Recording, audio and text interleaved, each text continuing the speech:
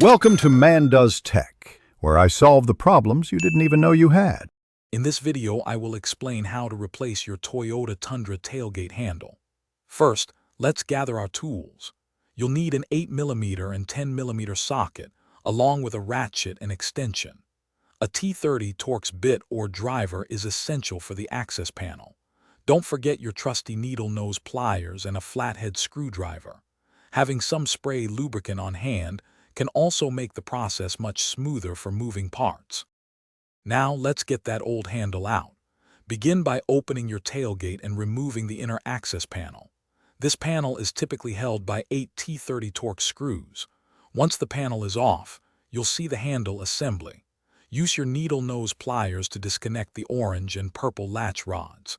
Next, remove the two 8 or 10mm bolts securing the handle. Finally, carefully pry the small retaining clip to release the lock cylinder. With the old handle removed, it's time for the new one. First, transfer your existing lock cylinder into the new handle assembly, ensuring it clicks securely into place. Now, slide the new handle into the tailgate opening from the outside, making sure it seats correctly.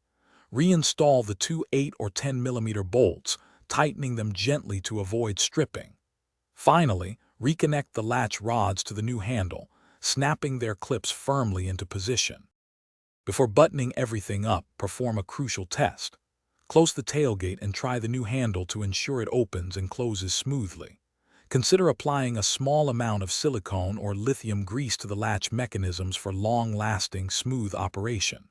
Once satisfied, reinstall the inner tailgate access panel, securing all 8 T30 Torx screws. Double-check that everything is tight and your tailgate locks correctly. Great job!